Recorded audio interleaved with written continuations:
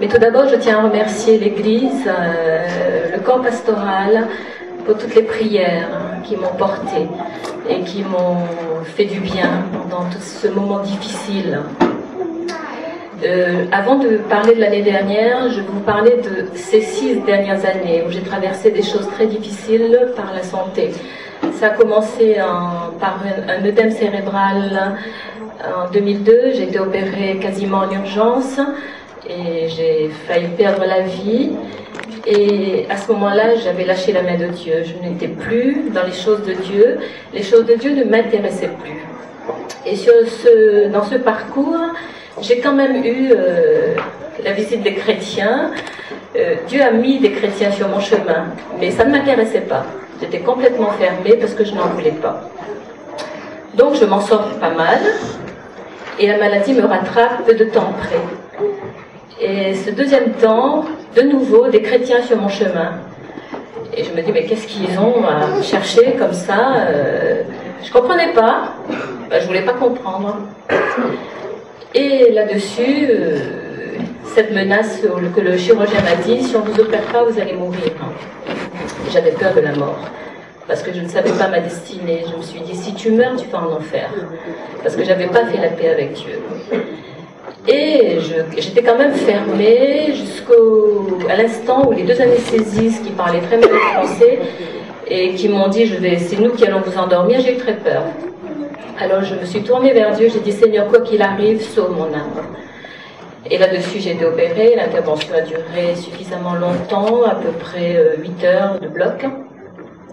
Et j'étais contente d'être réveillée, et pendant cette période-là, Dieu s'est révélé à moi.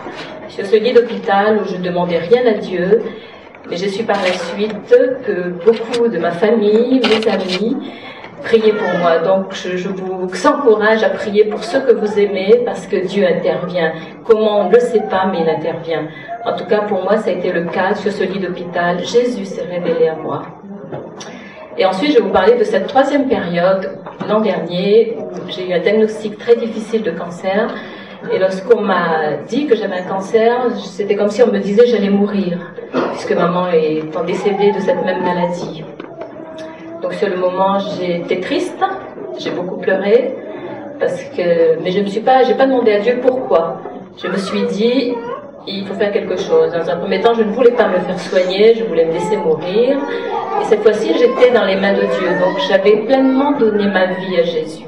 Donc je lui faisais entièrement confiance. Donc j'ai lu tout le livre de Job, je me suis jetée à genoux et j'ai demandé à Dieu. J'ai dit, Seigneur, cette épreuve, tu la permets, mais qu'as-tu à me dire à travers cette épreuve? Et là-dessus, je me suis vraiment confiée en Dieu. Et je ne savais pas s'il fallait passer ou pas par le bloc opératoire. Et petit à petit, je me suis dit, je vais y aller. Et là, c'est comme si Dieu m'a mis à l'écart. Je dirais, le psaume 23 était pour moi dans un plein pâturage auprès des eaux paisibles et sûres, parce que j'ai été très entourée, très aimée, très aidée.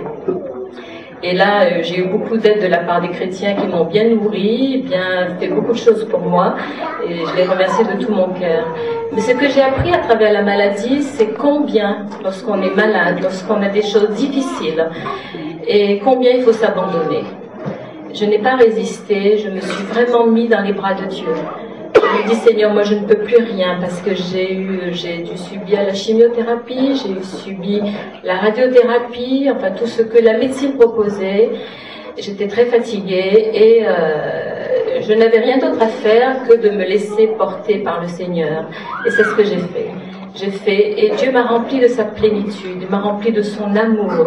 J'ai appris à compter que sur lui, parce que je ne pouvais plus compter sur moi, ni sur ceux qui m'entouraient et qui m'aimaient beaucoup, mais j'avais vraiment besoin de cette présence de Dieu. J'ai vécu quelque chose de grandiose. Je dirais même maintenant, je suis un peu nostalgique de ce moment, parce que je n'avais qu'une chose à faire chaque jour, c'était de me laisser conduire par le Seigneur. J'étais dans ses bras, et c'est lui qui menait la barque. Et à travers la maladie, il y a plein de choses qui se sont réalisées. Entre autres, j'ai pu, la journée le dernier dimanche qui me restait pour passer avec ma famille, ne sachant pas ce que la chirurgie allait me réserver, j'ai pu ramener toute ma famille sur les bancs de l'Évangile.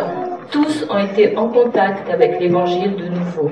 Donc la flamme est allumée, ça a été quelque chose d'extraordinaire parce que personne ne s'est opposé à ce que je leur proposais, parce que j'ai demandé à Dieu, j'ai dit Seigneur, à travers cette maladie, que tout soit en bénédiction pour toi et que cette épreuve soit pour le Seigneur.